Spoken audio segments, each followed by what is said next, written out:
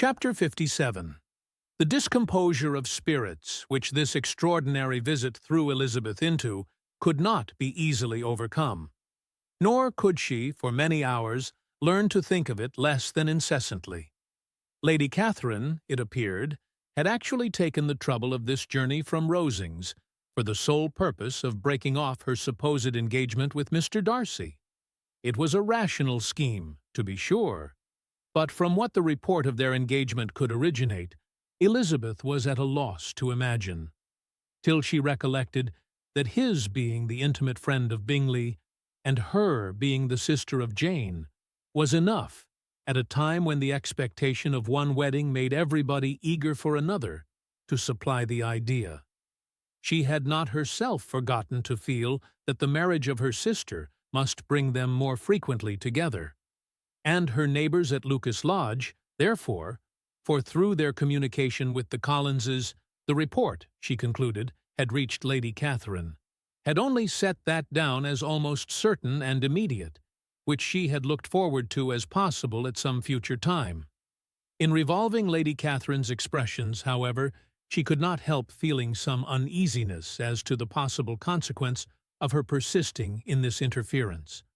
From what she had said of her resolution to prevent their marriage, it occurred to Elizabeth that she must meditate an application to her nephew, and how he might take a similar representation of the evils attached to a connection with her, she dared not pronounce.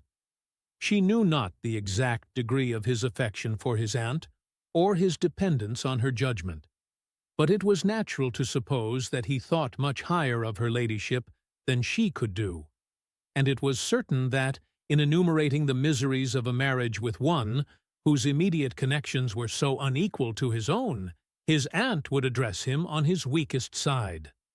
With his notions of dignity, he would probably feel that the arguments, which to Elizabeth had appeared weak and ridiculous, contained much good sense and solid reasoning.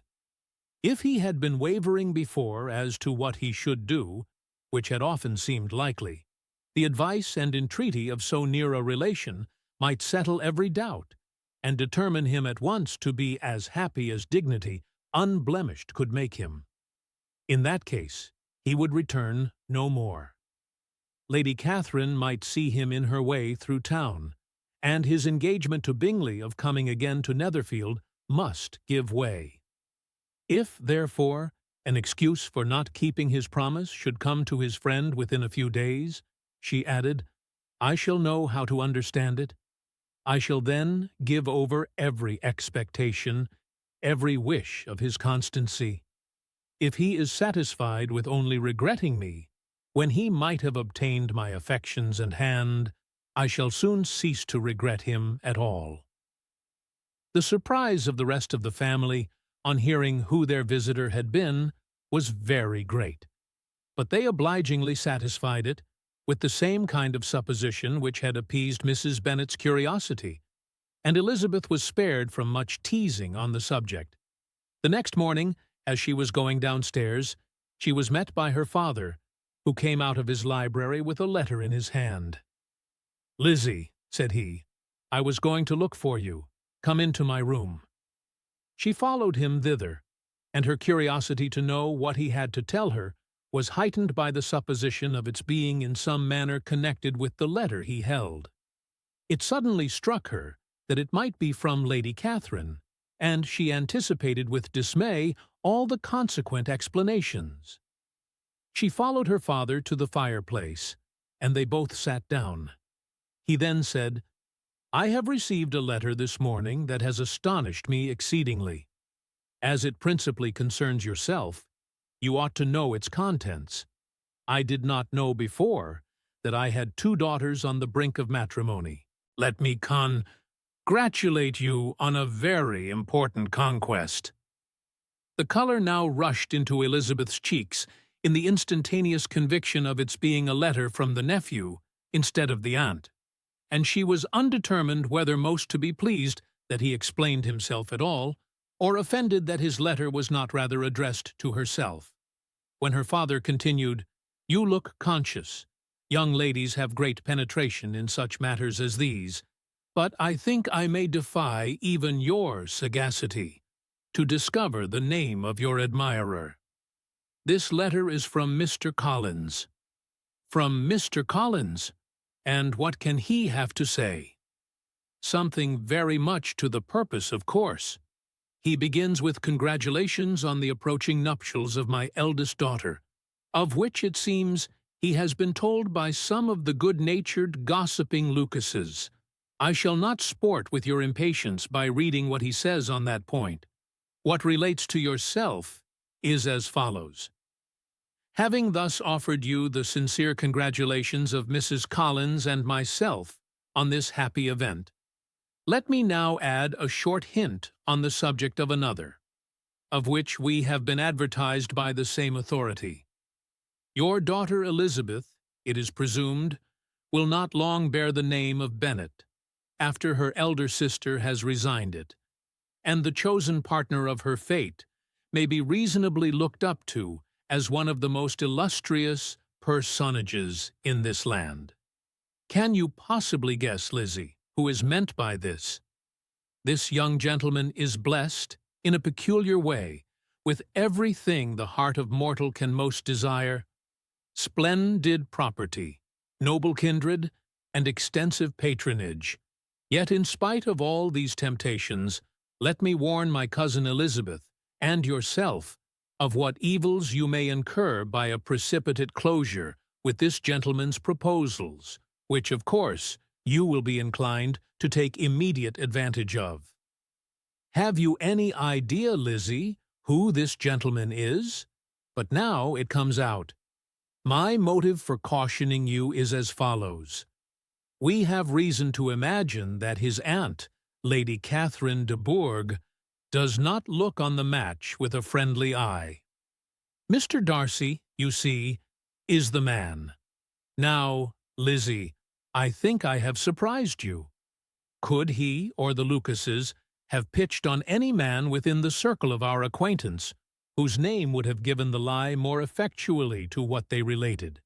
Mr. Darcy, who never looks at any woman but to see a blemish, and who probably never looked at you in his life. It is admirable. Elizabeth tried to join in her father's pleasantry, but could only force one most reluctant smile. Never had his wit been directed in a manner so little agreeable to her. Are you not diverted? Oh, yes. Pray read on. After mentioning the likelihood of this marriage to her ladyship last night, she immediately, with her usual condescension, expressed what she felt on the occasion. When it became apparent that on the score of some family objections on the part of my cousin, she would never give her consent to what she termed so disgraceful a match, I thought it my duty to give the speediest intelligence of this to my cousin, that she and her noble admirer may be aware of what they are about, and not run hastily into a marriage which has not been properly sanctioned. Mr. Collins, moreover, adds, I am truly rejoiced that my cousin Lydia's sad business has been so well hushed up, and am only concerned that their living together before the marriage took place should be so generally known. I must not, however, neglect the duties of my station, or refrain from declaring my amazement at hearing that you received the young couple into your house as soon as they were married. It was an encouragement of vice, and had I been the rector of Longbourn, I should very strenuously have opposed it. You ought certainly to forgive them, as a Christian, but never to admit them in your sight, or allow their names to be mentioned in your hearing.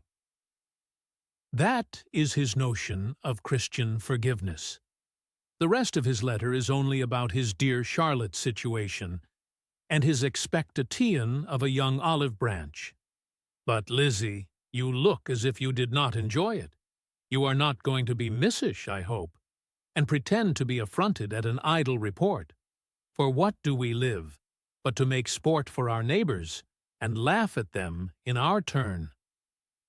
Oh, cried Elizabeth, I am excessively diverted, but it is so strange.